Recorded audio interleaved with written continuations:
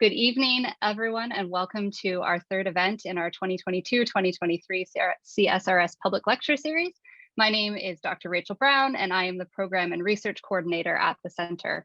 Our Acting Director, Kathy Chan, is unfortunately for us, but fortunately for her, overseas at the moment, and therefore cannot be with us tonight. And because of this, I have the great honor of introducing our event and our speakers for this evening. This timing is actually quite fortuitous since I had the privilege of being involved in this book project that we are launching tonight as a contributing author. So I'm thankful for the opportunity to engage with my colleagues and to be a part of introducing Producing Islams in Canada to all of you who are with us tonight. Before I introduce our 5 speakers for this evening, I would like to pause and as we've been doing in word and action on UVic campus today, and as I hope we will continue to do through tomorrow's National Day for Truth and Reconciliation and beyond, I would like to acknowledge and respect the Lekwungen peoples on whose traditional territory the university stands, and the Songhees, Esquimalt, and Wasanish peoples whose historical relationships with the land continue to this day. I invite you to reflect on the significance of and your relationship to the lands that you are on, wherever you may be joining us from this evening. Our speakers this evening represent a diverse set of voices from the 32 or so contributors to the book. They will each spend a few minutes offering some thoughts about the project and their contributions to it, and then we will have some opportunity for some open Q&A at the end. Now, while I could spend an evening singing the praises for all of them, I will just briefly introduce each of them now in the order that they will speak, and then we will get started. So first up, we had hoped Dr. Emily Barras would be joining us, but she has the joy of being at parent-teacher interviews this evening. And so she may join later, but for now we will start off with one of the other co-editors, which is Dr. Jennifer Selby. Dr. Selby is an associate professor and graduate coordinator in the Department of Religious Studies and cross-appointed to the Department of Political Science, as well as an affiliate member of the Department of Gender Studies at Memorial University. Her research and teaching aims to challenge a pernicious sociopolitical assumption that there is a radical divide between the so-called West and Muslim worlds through critique of how this matrix plays out in the lives of everyday people. She published Questioning French Secularism, Gender Politics and Islam in a Parisian Suburb in 2012, and was also a co-author with Amélie and Laurie on Beyond Accommodation, Everyday Narratives of Muslim Canadians with UBC Press in 2018. Next, we will hear from Dr. Aaron Hughes. Dr. Hughes is the Dean's Professor of the Humanities and the Philip S. Bernstein Professor in the Department of Religion and Classics at the University of Rochester. His most recent books include 10 Days That Shaped Modern Canada from U Alberta Press in 2022, and An Anxious Inheritance, Religious Others and the Shaping of Sunni Orthodoxy from Oxford in 2022. For 2022 and 2023, he holds the Fulbright Distinguished Chair in North American Studies at Carleton. Following Aaron will be Shaver Kuzujulu. Shaver holds a master's degree in religion and culture and has a second master's degree in cultural analysis and social theory, and is currently a PhD candidate in religious studies at Wilfrid Laurier University. Shaver has worked for many years as an interpreter and translator in the settlement of New Canadians in Southern Ontario, fueled by her passion for volunteerism, community decoloniality, pluriversality, and intercultural dialogue. I think she wanted me to just say a lot of complicated words to make sure I could get through it. Her current research areas include Turkish cultural studies, Sufism, and the identity negotiation of the minority within a minority. Next will be Sadaf Ahmed. Sadaf is a PhD candidate at the Department for the Study of Religion at the University of Toronto. Her ethnographic research on Muslim parenting and bereavement is a lens to explore current formations of Islam in contemporary Canada. And finally, we will hear from Dr. Catherine Bullock. Dr. Bullock is a lecturer in the Department of Political Science at the University of Toronto at Mississauga. Her teaching focus is political Islam from a global perspective, and her research focuses on Muslims in Canada, their history, contemporary lived experiences, political and civic engagement, debates on the veil, media representations of Islam and Muslim perspectives on basic income. Since 2021, Dr. Bullock, fun fact, has also embarked on a new role as TV anchor for Sound Vision Foundation's Canadian Muslim News. And so with all that introduction done, I will hand the virtual podium over to Jennifer to get us started. Thank you. Hi, everyone. Thank you so much, Rachel. And thanks to everyone at the CSRS. It's just a thrill to be here and to see all these friendly and lovely faces tonight. So this is actually a moment of our launch, which is kind of like a fun moment after so many years of thinking and working and emailing and all of the things that we do. So just a big thank you to everyone here tonight who is part of the volume on behalf of Emily and Melanie, who's here as well, who are co-editors. It was really a really wonderful moment in my career today to work on this volume. So I'm really thrilled we can celebrate it tonight. So the kind of genesis of this book, or this edited volume, we could go on a lot about.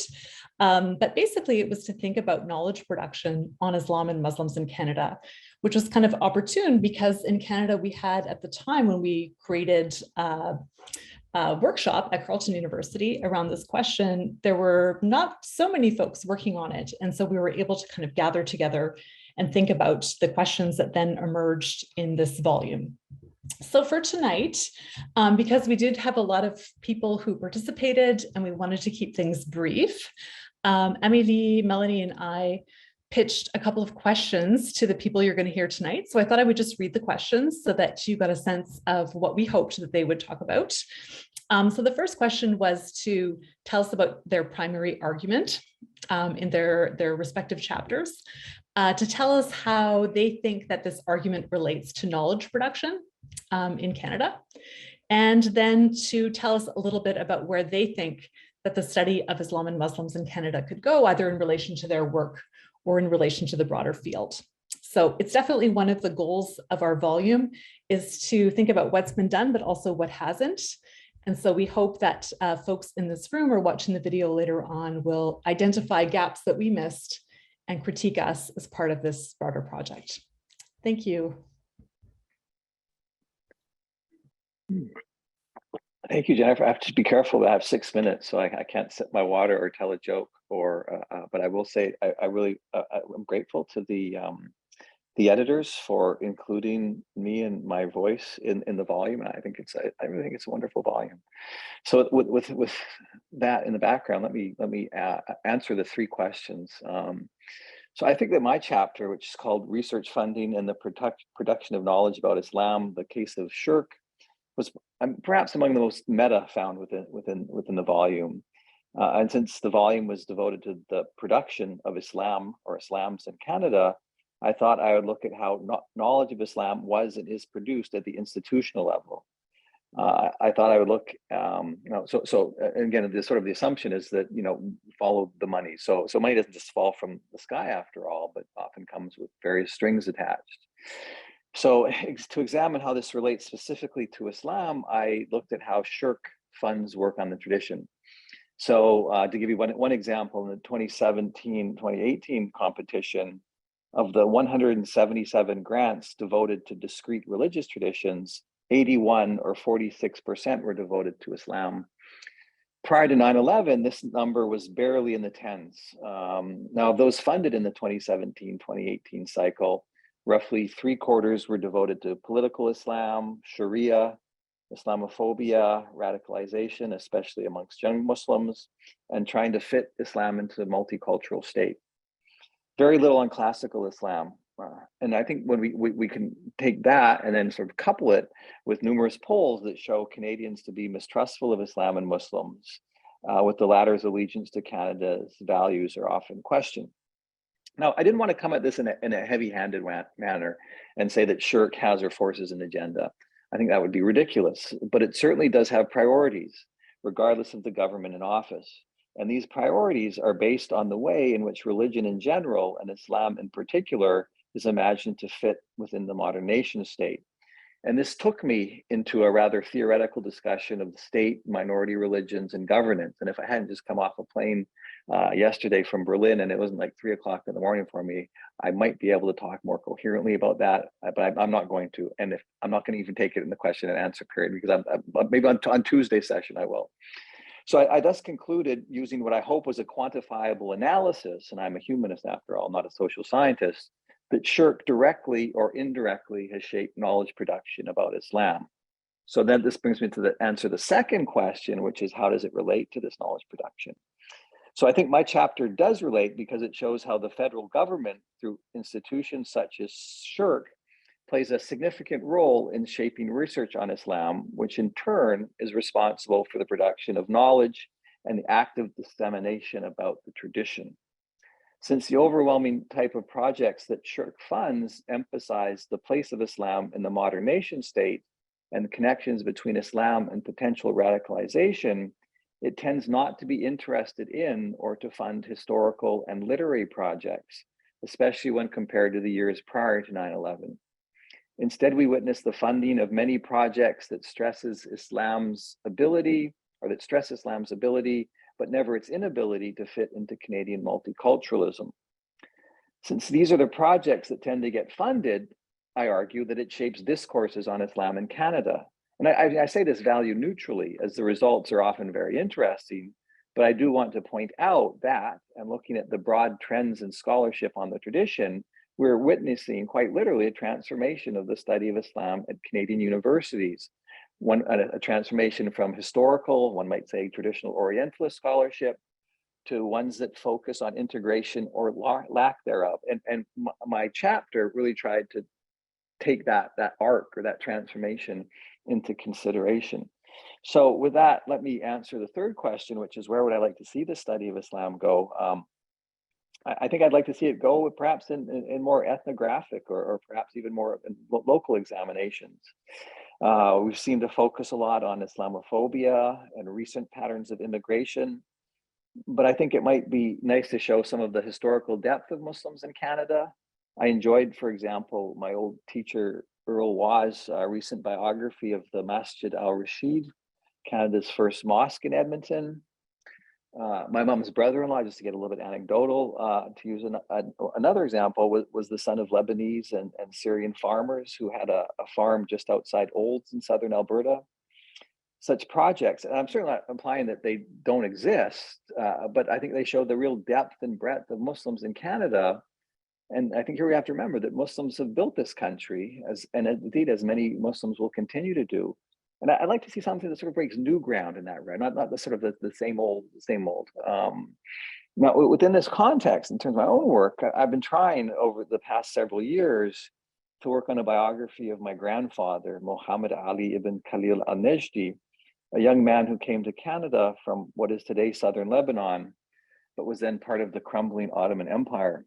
Now, he opened up a series of fur trading posts in the north. But it's hard to assemble the evidence. Is this, and I'm not sure what this counts as. Is this lived as Islam? Or, I mean, the fact that he's dead now, I'm not sure how lived it is. Is it autoethnography? Am I actually trying to give an ethnography or biography or autobiographical account? I have no idea. I mean, and in terms of data, I have anecdotes. I have some, there's some tracked down some documentary evidence from the Hudson's Bay Company, who ultimately bought his stores in Fort Providence, Fort Good Hope, and Fort Simpson in the Northwest Territories. And the reason they did that was because Indigenous trappers preferred to work with him because he treated them better.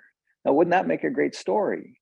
But I don't know. Again, it's trying to find I mean, as a trained historian, I mean, trying to find the documentary evidence it poses to be. Is rather difficult. But I persevere. And perhaps one day, inshallah, I'll be able to do that. So that was my answer to the three questions, and I look forward to hearing the other panelists' answer. Thank you.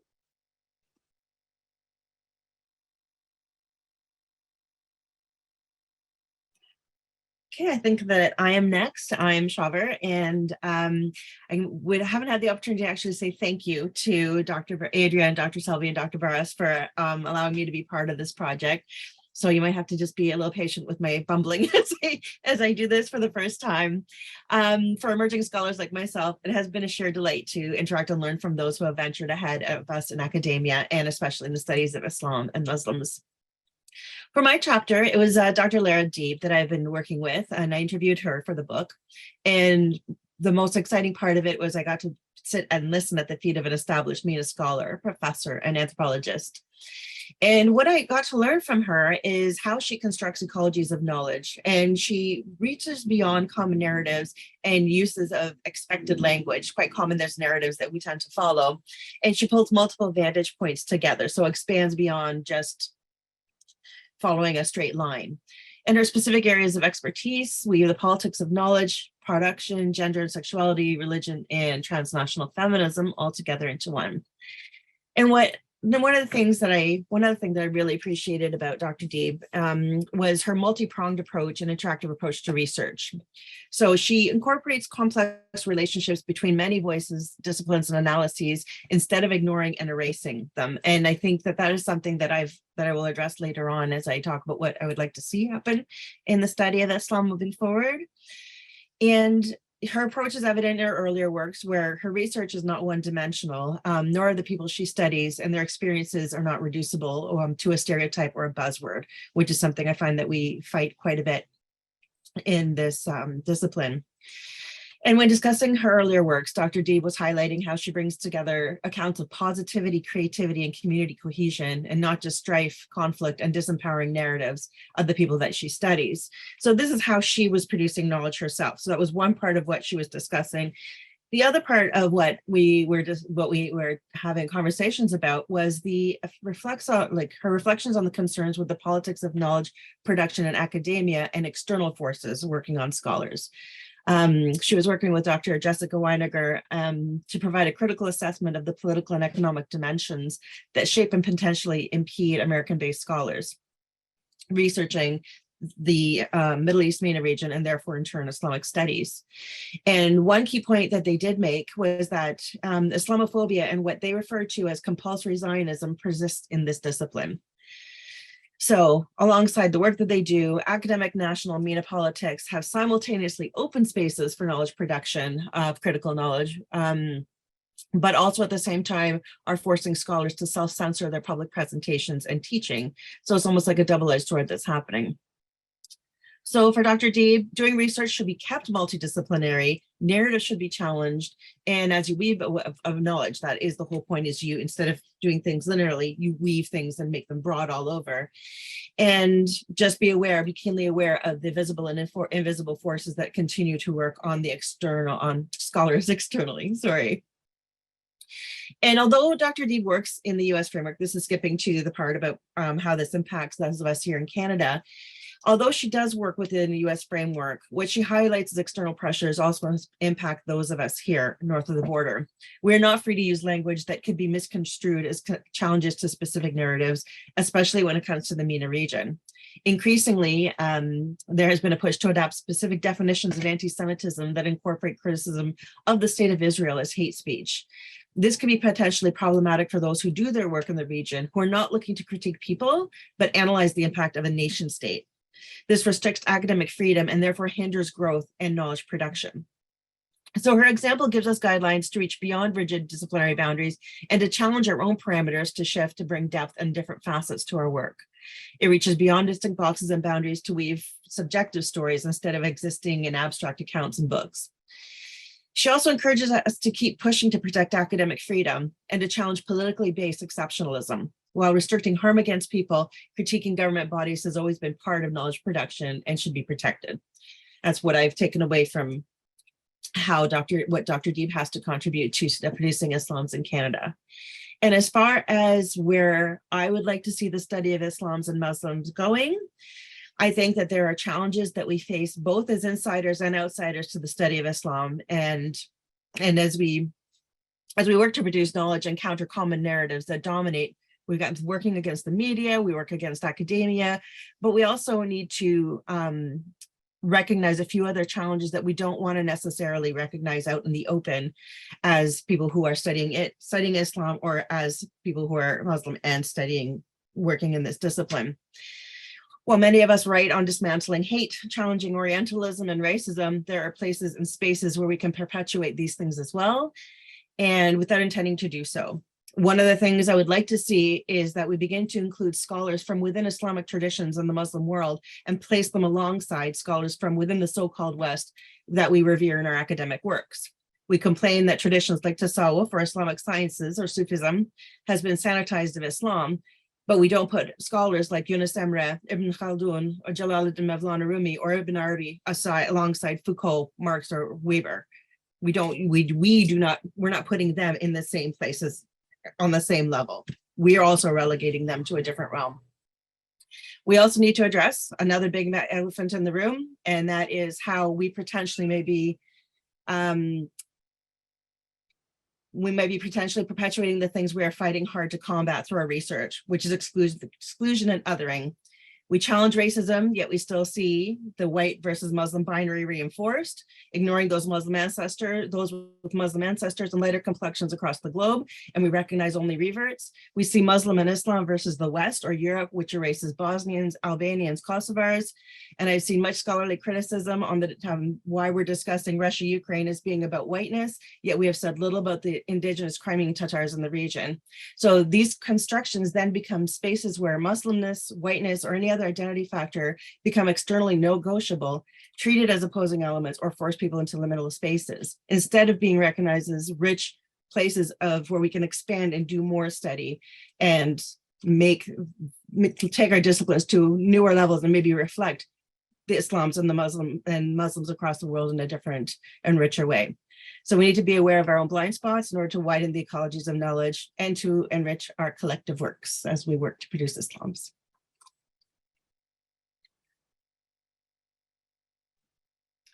Hi, everybody. It's a pleasure to be here, and thanks to my fellow panelists, the editors of the volume, and to UVic CSRS for hosting us. The main argument of my article, which is called a call for a hijab ban, the hypervisibility of hijab in scholarship on Islam in North America, is essentially that drawing on hijab as a lens through which to access politics ends up reiterating its hypervisibility, the hypervisibility that it has in the public sphere, and repeats the very social dynamics that the scholarship aims to stabilize. So in other words, there's plenty of overlap already, I think, with myself and Aaron and Saver in terms of our concerns and preoccupations. So I say this after noting the proliferation of research, which is primarily ethnographic and sociological, on the study of Islam and Muslims in a post 9/11 context. And apart from often bringing forward nuances that are missed by a Western gaze about the various meanings that hijab has for its wearers, hijab also acts in scholarship as a lens that can be turned back on the viewer. It allows scholars to complicate dominant social imaginaries about Muslim life, but it also provides a means by which to challenge secular liberal structures of pluralism and inclusion and to unravel the category of liberality itself. But whether to continually clarify misconceptions about Muslim life or to turn back the reflexive gaze upon these discourses of pluralism that fall short of their aspirations, scholarship that draws on hijab maintains its tacit hypervisibility. It reinforces the premise that there is indeed something special about veiling, even while presumably attempting to render hijab and Muslim women's sartorial choices banal.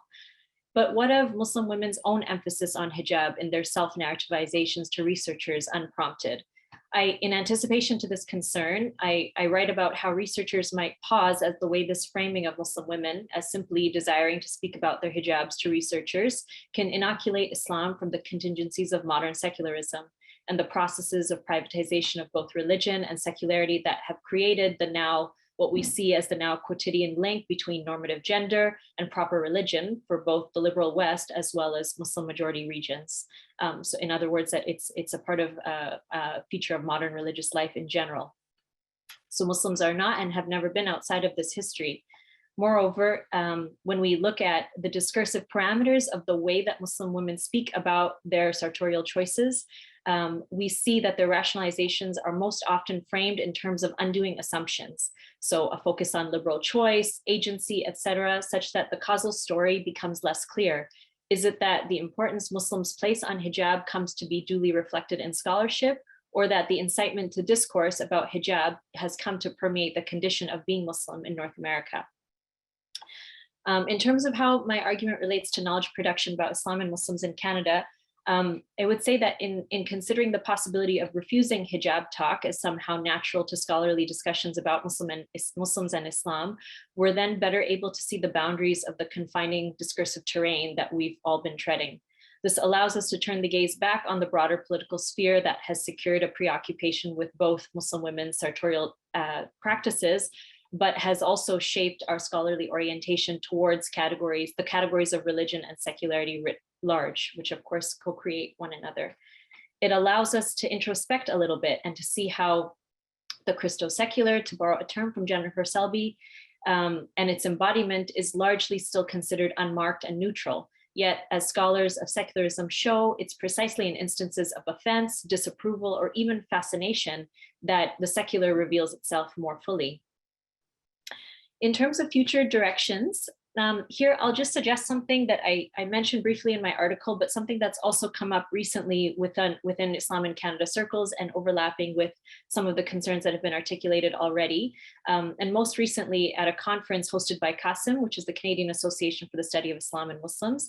And that's to, in general, try to avoid trapping Muslims and Muslimness in the grammar of state discourses. So whether the trope of belonging, which is now a response to previous state concerns reflected in political theory around integration, and instead probe into how Muslims see themselves as shaped through the terms of the Islamic tradition in this particular time and place.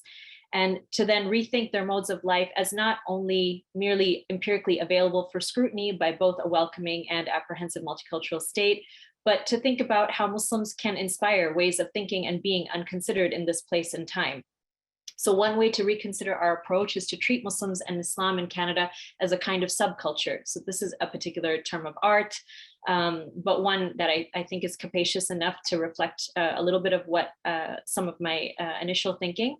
So namely thinking about Islam or Muslims as a subculture that has a certain kind of normative orientation, or at least a set of normative commitments, whose difference don't merely represent a site of multicultural aberration that requires a response of lament or sympathy, a sympathetic explanation, but one whose differences also reflect a deliberate critical posture toward mass culture and the state, one with its own distinct interconnectedness with other subcultures, both abroad and in the North American landscape, and a repository for new emergences of political and cultural life. So Islam and Muslims then become a location to offer new trends of thinking, behaving, and living. In other words, this shifts the position of Muslim from tenuous addition to co-creator of broader cultural and political life.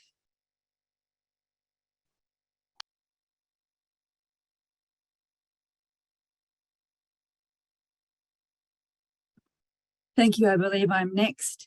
I'm Catherine Bullock, speaking to you from Treaty 14, the head of the lake purchase, in which the Mississaugas of the Credit in 1806 were given £1,000 for fishing and trade goods in exchange for giving up their land.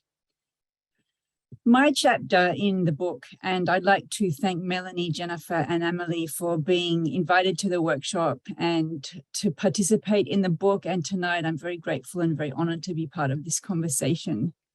I didn't write an interview, I didn't write a chapter because I was sort of very busy with activism at the time. And I was interviewed by a young scholar who I don't think is on the call tonight, Sarah Hammett, and she did a wonderful job researching and preparing questions and helping me, guiding me through editing the answers and things. And I very much appreciate her contribution. Because it was an interview, I didn't necessarily have a main argument. What I want to do then is just highlight one theme that I do explore. It's a theme of my life, as well as a theme in the chapter, which is called dancing between academia and activism. And I've sort of done this. I converted to Islam in 1994, and I keep kind of alternating or co-doing both academia and activism. So this is the question of positionality, which comes up in a lot of the chapters. Positionality we often talk about in terms of gender or class or ethnicity, but there's one positionality that I don't think gets explored in great detail, and I'm going to try to probe it a little bit more now, is between knowledge production in academia and knowledge production that takes place outside it. I was teaching as a sessional lecturer at the University of Toronto, as in Rachel's introduction to me, but I was also founding a nonprofit research institute called the Tessellate Institute. And I was president and senior researcher there for about 10 years until I stepped down in 2018. These were both different venues for producing knowledge about Islam and Muslims in Canada, and the output is different. So when you're in an institute, you are producing something closer to a policy paper. A policy paper doesn't have originality requirements. You don't usually do theory. You don't usually do methodology. Rather, you will have an executive summary, you'll have findings, and you'll have recommendations. The output is different. And the question then raises in my mind is, what really is knowledge production about Muslims in Canada? Academia can have a very it can have a very disparaging perspective on knowledge produced by think tanks because it's considered to be too partisan, too biased, maybe advancing a particular point of view, less neutral, less objective. But as positivism has been criticized quite relentlessly since, I think, probably the 1970s, we understand that even in academia, there is positionality, there is bias, there is perspective. And so I think that policy paper versus academia divide is something that bears more scrutiny. Funding shapes our work, whether you're in the policy world or in academia, as Aaron has done his study on the SSHRC funding, but the same thing happened to us at the Tessellate Institute when we would apply for a grant in order to hire a researcher, in order to do the work that we were looking at. Granting agencies, foundations, and they only give grants to charities, have funding priorities. And you have to pitch and shape and manipulate. I don't know if I should use the word manipulate, but you mold what you want to do to fit into their funding priorities. So that means that knowledge is really related to money, even in a quote unquote classical Islamic venue, where the scholar has to produce, let's say, an examination of the Quran. How does that scholar live? Who's paying for their upkeep, right? So I think the money question is a really interesting one. Positionality relates to knowledge production in that way. And also, just to get a little bit personal, now it's a very, very important question staring me in the face. This question about knowledge in academia versus non-academia, because after 18 years as a sessional lecturer, my department has cancelled my course. This is not a personal sob story. I'm not telling you this to sort of like get sympathy or whatever. I'm trying to use it as an example of reflecting on this question of positionality. I've been invited to apply for other courses, but the way they've revamped my course isn't really connected to what I was doing with my course. So the question is, if I am not in a university, can I still do research? What I produce, is it still going to count as knowledge production as about Muslims in Canada? First of all, you have the affiliation issue. Affiliation relates to credibility, and knowledge production is related to credibility. You want interviewees, you want funding, you want the government to take notice, you want the media to take notice, you want the journals to take notice. Can you do that if you're not using a university affiliation? I will also lose access to the library, which is a very big blow for someone who wants to do research. Would the production of Kathy Bullock as a tenured professor be very different from the production of Kathy Bullock, the sessional lecturer? Would it be very different from Kathy Bullock, the quote-unquote independent scholar? Or is quote-unquote independent scholar just a shorthand for, oh, she couldn't find a job? Therefore, maybe my expertise is questioned and what I produce is not knowledge. As Rachel mentioned in the introduction, I have now a new hat. I am a news anchor of a daily TV news show called Canadian Muslim News. We have done over 200 episodes since September 9th last year. And every day I'm interviewing one or two people from the Muslim community in Canada about Muslim Canadian issues. Is this knowledge? Where should the study of Islam go? I echo what all of the people have said before me. It needs to go into the uncharted territories. What the Muslim community is living and experience is what's important to it, not often these agendas that are put upon us from the outside. Over the course of the last 20 years, I've accidentally wandered into many areas time and time again and produced pioneering studies, which has made me a Jill of all trades rather than an expert in one area. I've done youth participations of political participation, the history of Toronto's first mosque, audience reception studies, where we looked at how Muslims and non-Muslims interpret Orientalist programs like I Dream of Genie or Aladdin. I have looked at Muslim organizations and women's roles. I have looked at basic income debate and Islamic perspectives. I have looked at zakat practices in Canada, Muslim philanthropy in Canada, and how Muslims cope with anti-Muslim racism. These are all pioneering studies and they sort of shouldn't be, especially the study of zakat. Islamic finances are very, very understudied, but as you know, there are others. So I have a to-do list of research. I'm finishing up now. I'm a bit over my time. There are two history pieces that I want to look at, Muslims in the 1830s and Muslims in the 1900s here in Canada. I want to look at Islamic finance practices around the concept of the Waqf for endowments and the Muslim publishing industry in Canada. I've run a small Muslim publishing house since 2017 where we focused on publishing Muslim children's books. And there's a very vibrant scene of Canadian Muslim authors and publishing houses. I don't know if that's made it into any academic study. All of these flesh out the narrower focus identified by the previous speakers and Jennifer and Emily and Laurie in their chapter in the book, which is a very narrow focus on sort of like, quote unquote, what a Muslim is and what it means to be Muslims in Canada. So the research agenda is under question mark now, but if I go ahead with it, I will be hoping to contribute to creating this fuller picture, fleshing out the skeleton of what it means to be Canadian and Muslim. Thank you. Thank you. Thank you to all of our speakers. That was wonderful. Okay, so we are going to open up our Q&A now. So if you have a question for our speakers, you can either raise your hand and we'll invite you to unmute, or you can put it into the chat to, I believe, to the hosts or to me, or maybe just in the chat. I'm not sure what's been enabled, but you should be able to do that now.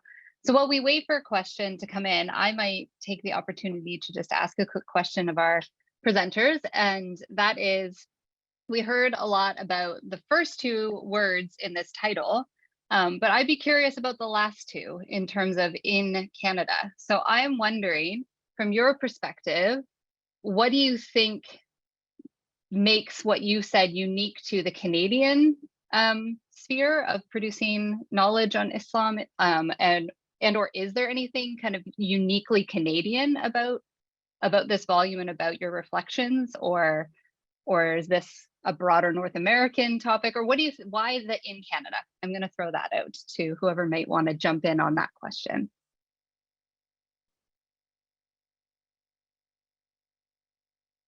Aaron, here's looking at you. Sure. Yeah, okay. I was going to volunteer. Well, I mean, mine is both uniquely Canadian and not uniquely Canadian. I mean, it's uniquely Canadian in the sense that all the data comes from SSHRC. I went through all the, the last, since 2000 and pre-2001, looked at the data from SSHRC. So in that respect, it's Canadian. I mean, I guess I could have used the comparanda and looked at, NEH funding in the United States, or look at, the British Academy, which I'm actually, it's an interesting thing that I could probably do at some point. So I would say mine is definitely Canadian, but only in the sense that it's also indicative of, I think, of a larger issue. Yeah, Jen, please. Yeah, I would just say that when a different kind of data set, Amélie, Laurie, and I looked at all of the qualitative data that had been published from 97 to 2017 to see also how is Canada presented in that qualitative data. And we noticed a trend, and the trend basically is that until like the kind of maybe around 2008-ish, there's a real celebration of Canada in that literature. So saying like, wow, what a great multicultural state, blah, blah, blah. And then from there, we definitely see a critique of surveillance, securitization,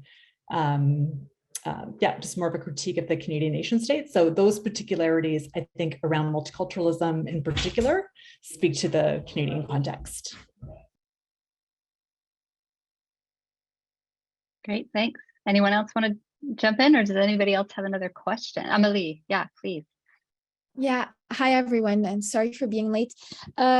No, I would build on what Jen says, and I think that what we've seen, especially after 2008 and recently, is also there seems to also be construction of Quebec and what's happening in Quebec as different from the rest of Canada. And I think that's very specific, specific to the Canadian context. So it's interesting, and it's being built even more as we speak. So that I think is specific, and we need to keep an eye for that on that. Yeah, thanks. Yeah, thanks, Amélie, for that. It's funny because as I was rereading through your introductory chapter today and getting kind of the overview of all the chapters again in my head, I was like, oh, there's Quebec again. Oh, there's Quebec again. And I'm guilty of this. My chapter is about Quebec in the book. So I'm not trying to say that I'm not part of this, but the kind of overrepresentation of Quebec in the book is something I think that, you know, is interesting to point out and to think through as well. And to think about, therefore, moving forward, what research we need to see in the Canadian sphere on Islam. You know, there's a clear gap outside of Quebec in terms of what we have from ethnographic work. So yeah, any other questions? And I'll just quickly, I was just going to very quickly add that I think that my case study on hijab, which is largely situated in the Canadian context, but also in the North American context, is part of a broader trend on a focus on a hypervisibility, or on a focus on gender with respect to the study of Islam, and gender as it's construed in a particular way, namely a focus on Muslim women. So I think that there are always going to be specificities, you know, in the Canadian case, but definitely I think my particular chapter reflects a far broader trend in the study of Islam. Thanks. Okay, so I have received a question in the chat. So Peter asks, my sense of the field is that Muslims are seen in 3 broad tranches in Canada, if they are seen at all, and he breaks it into Middle Easterners, South Asians, and Indonesians. Do the scholars make similar distinctions? Do we see these sorts of, from a kind of a popular view of the way that these are broken apart, do we see that in the literature?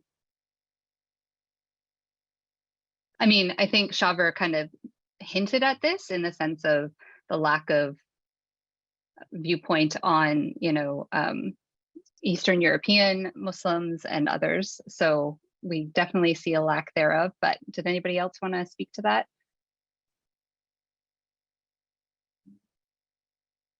Yeah, Kathy, please. I'll have a stab at that one. I think that it depends on the research question that the author is trying to pursue. And I think you can see enough from both angles. So there are those who want to pursue the more ethnic-based questions. How are Somalis adapting? How are Yemenis adapting? How are South Asians adapting? And there are cultural commonalities where you can distinguish perhaps from people from the Middle East versus people from South Asia. And so there might be those distinctions in those kinds of ethnic studies or ethnographic studies. But on the other hand, and I think this was covered in the book by, was it Paul's chapter, where he talks about, so there's this creation now of the Muslim as an identity, which became really salient after 9/11 until, well, it was actually, I think it was the Iranian Revolution. Until that time, peoples were more ethnically based. You were Arab or Turk or, you know, Pakistani or something. But after the Iranian Revolution, you became a Muslim. And so then there's been a trend to study Muslims and to put people together to put them into this box of being Muslim. And then the ethnic heritage is a secondary aspect. So I've done this as well. For example, in my study on Muslim youth, we looked, this was in 2011, what do Muslim youth think about political participation in Canada? And we looked for Muslim youth. We didn't really screen for ethnic background. We put them together as a category where their Muslimness is somehow a relevant aspect of their identity. In Paul's chapter, I think he tries to argue we have to be careful not to overdo it too much, not to make the Muslim identity sort of the determining identity factor that erases others. But it still is a category. It's been forced on many of us, even people who aren't practicing or who'd like to be atheists. But if their name is Muhammad, they still have to contend with this, you know, Muslim category that gets put upon them. But on the other hand, especially in organizational life, there are a lot of ethnic-based mosques, but there are also a lot of mosques that are trying to do this Muslim identity. And even in my news show, we called Canadian Muslim News. We have something called the News from the Ummah, which is the community. So we are trying to create those cross-ethnic categories into this idea of the Muslim. Thank you, Kathy. That was great. Amalie, you had your hand up. Did you want to add to that? Oh, no, I just wanted to mention Paul Zeid's chapter because he speaks exactly of that. But Kathy did a great job. So thank you.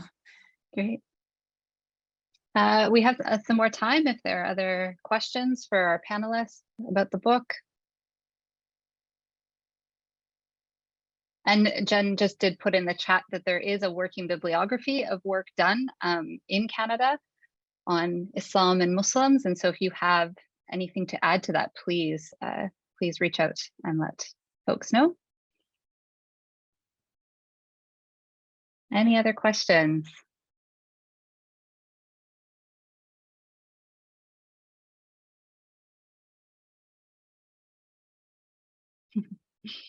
Yeah, Paul, please. Hi, everybody. Can you hear me? Yeah.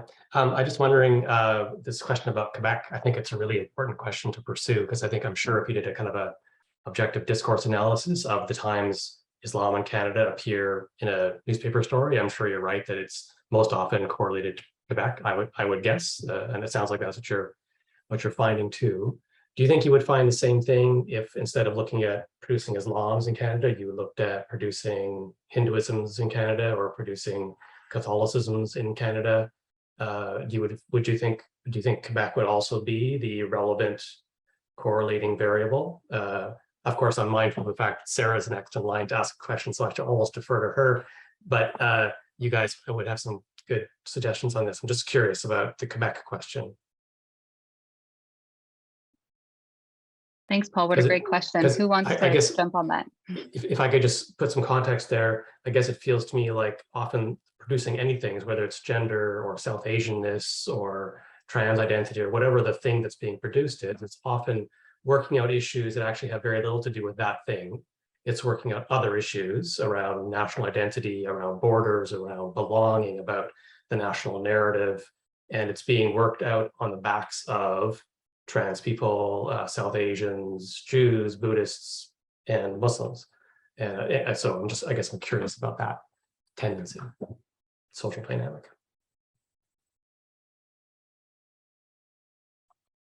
Amelie, go ahead. Amelie and Jen, yeah. Yeah, just quickly, I suspect we wouldn't find the same trends if we think about Hinduism. I think from my understanding and seeing what's been happening in Quebec since the Bouchard-Taylor Commission and other moments, we've seen an emphasis in those political discussions more on Islam and religious minorities, but a lot on Islam. And so I think that the scholarly focus has also been on that. And so it ends up constructing Quebec and the positions of Muslims as different than in the rest of Canada. But there's actually, you could actually see parallels between what's happening in the rest of Canada, especially in the rise of Islamophobia and things like that. But this becomes less seen or less of a research focus because of the political climate in Quebec. So I think I would agree with you.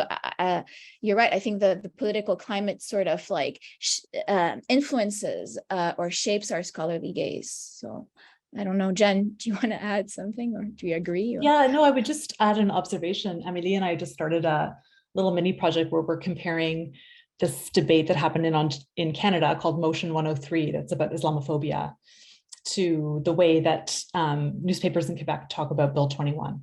Anyway, the kind of interesting piece of it is that on the question of Islamophobia, it seems like a lot of the kind of newspapers in Anglo multicultural Canada talk more about kind of concerns about freedom of speech, as opposed to concerns. They're just interesting ways in which, like you're saying, the referent of debate is interestingly different in these two contexts around the so-called problem that is aiming to be resolved. So there's more discussion to be had there. Another little piece that we found when we looked at the scholarship, just even the bibliography, if you look at the bibliography, there is a kind of divide actually in a lot of the scholarship. So there are folks like Rachel who writes about Quebec, who's an Anglophone, and but there is a kind of interesting silo also that happens on this work between Anglophones and Francophones. So just note that as well. I don't know if that's the case in other religious traditions, but something we noted in the scholarship until 2017. Thanks, Jen. Yeah, Aaron, quickly before we go to Sarah. Yeah, I was just, I mean, I'm kind of new that, I mean, I've been looking at a lot of Supreme Court cases that look at religion and it strikes me, and maybe I'm open to be corrected, but it strikes me that a lot of the Supreme Court cases that come out of Canada deal with, I mean, this reinforces Paul's point, deal with religious minorities. I think of the Sikh with the Multani, I think of the Jews with Salem versus North Syndicate Northcrest.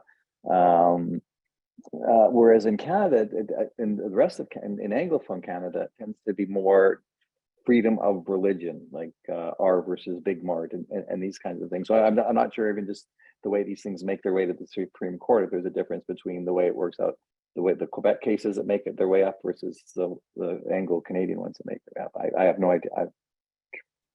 That's all I have to say. Yeah, really interesting. Thanks, Erin. Yeah, Sarah, let's go to you. Yeah, hi everyone. Can you hear me? All right. Well, yeah, thanks for the great book. I'm looking forward to reading it. And thanks for the great presentations this evening. Yeah, like as many of you know, I'm very close to religion numbers in Canada, and the census, the 2021 census data is coming out next month. And by all indications, that data is going to show that Muslims are now larger than any of the liberal mainline Protestant churches now in Canada. They have been for some time. Islam has been for some time in Quebec, but now this touches on the rest of Canada as well. So I guess my question is, do you see this kind of greater numeric presence of Islam in Canada? You know, Islam has a long tradition, history in the country, but now it's becoming, I don't want to use the term mainstream, but it's getting to be one of the biggest religious traditions in the country as Christianity kind of shrinks and changes.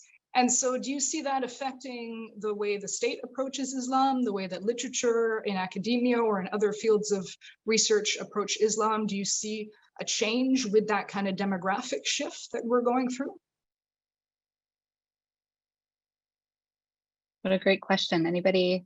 I can't wait to see the numbers, Sarah. I just taught for Kathy her religion and law class the other day and gave an overview of religious dynamics or demographics in Canada, and had some 2019 numbers, but I said, but just wait for the 2021 numbers. So it's interesting to hear from you, because I know you know these numbers so well that you're pretty sure it's going to go that way, because at least even in the 2011 and 2019 data, like Muslims still were not a huge population in Canada. So I'm very curious to see how that plays out. But yeah, I would love to hear from, can we hear from anyone about how they think that might change knowledge production and the focus within the academic study of Islam in Canada? Who would like to speak to that? Any thoughts?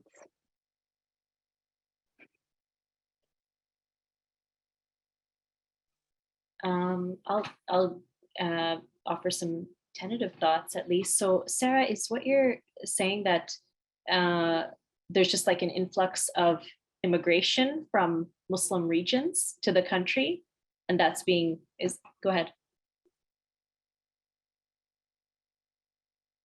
You're muted. Yes, yeah, sorry, Sarah. The host had to unmute me. Okay, so it's a combination of the mainline churches, the Protestant churches like Anglicanism and the United Church have shrunk a whole lot. And so Islam is larger than them for that reason. But also, yes, ongoing immigration is feeding those who self-identify as Muslim in surveys, right, for the most part. Yeah. Right. Yeah, I guess it depends. It's partly a disciplinary question, I think. So I think actually this book is, this edited volume is really critical in terms of helping those of us who are engaging in the study of Islam right now sort of try to take stock and reorient. But and so I'm hopeful that at least in the pursuit of, say, anthropological study, ethnographic study, there's so many overlapping concerns on the part of the contributors to this volume that I would think that sort of irrespective in some sense of changing demographics, like you're pointing out, that there is already sort of a new direction that's being taken, and that is to sort of look to, at least ethnographically, if that's the methodology at hand, to look toward Muslim communities and the concerns that are expressed, their own articulations about their forms of life that are trying to move away from state grammars, like we've all sort of been talking about. But the question of but I don't know if that's going to say happen in poli-sci, for example, which has historically a different set of concerns. I would hope so, but I'm not sure. But in terms of the self-identifying marker, that, I mean, that's both very revealing and concealing, because I'm not quite sure. It depends where they're from, what they mean when they ascribe Muslimness to themselves, right? As we've sort of also been tossing around right now. So I feel like it's maybe, or at least for me, it's very early to tell. And this is also, yeah, the first time I'm hearing about this, but yeah, any other? Trevor, please. So I was just one thing I was going to ask about, is this in, there's been few polls done over the years that shows that the ratio of Muslims to the general Canadian population has been around 3%. So is this new data that you have come across saying that it's more than 3%, or is it just a matter of that 3% is reflecting, it's still the 3%, but just more people because there's a higher population in Canada? It's more than 3% now. It's going to be close to 6 overall, and obviously in urban areas much higher than that. Yeah. And numerically also larger.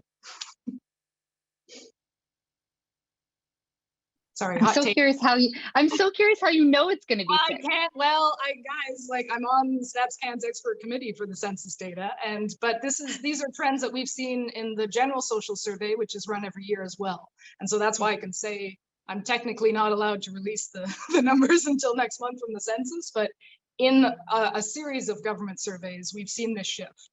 Right. And so I'm curious to see now, again, Islam has always been important for the country, but I'm curious to see now if this takes it to a different level in terms of the kind of prevalence of Islam in society, and if that affects how we approach it and how we study it. We'll see. Yeah, and I think what you're saying though too, Sarah, that it's in conjunction with the decline of mainline Protestant Christianity that makes that more of a question and an interesting thing to think through. Yeah. And in the Canadian context, I think, maybe you can't think of one without the other. I don't know. Like, it's interesting to see that it's all part of a social context that's evolving, right? So, yeah. Yeah, Jen, please, your hand. No, I was just going to point to two things. One is this great book by one of the contributors of our volume, Sharon Amir Moazami. She talks about the kind of perniciousness of census taking in Germany, and just what it does to Muslim life, actually. So I think we have to be wary of census data. But secondly, that another contributor to our volume, Abdi Kazemapur, he's actually working with Statistics Canada to try to kind of create more robust data about Muslim life in Canada, insofar as looking at different sectarian differences and so on. So I think that it's kind of interesting to see now. We only get this every 10 years. Maybe it will be more, I think we all want the data to be more than every 10 years. And he and his team are working hard to kind of create better data. So just a quick response on that. And do I think it's going to change how the state views Muslims? I don't, but I want to be positive. I love how we as scholars want the data to be more than every 10 years, but me as the person who had to fill out the census last year for my whole family and got the long form, I do not want to do that more than every 10 years. And so also to keep that in mind, that we all think that these are just such fascinating numbers and trends, and that there's so much to tell us. But I wonder for the individual, again, coming back to the individual Muslim family, or the individual, any of us going home tonight, where these things matter and don't, and how these impact real people's lives or don't. And so I think that's we can probably end on that note and say it's all still a production. So Producing Islams in Canada, thank you all for joining us tonight. This was so wonderful. I'm so excited about the book. I hope all of you will get a chance to check it out. I don't have the next lecture slide, Scott. Thank you for letting me know. Oh, here we go. So we have another lecture next week, same time. You can join us either in person if you're in Victoria, or online again. And we'll be hearing from Carolyn Whitney Brown about Henry Nouwen and the flying trapeze. So it should be a very exciting talk next week as well. So thank you all for joining us tonight. I really appreciate you taking time out of your busy schedules and parent-teacher interviews and all to be here with us.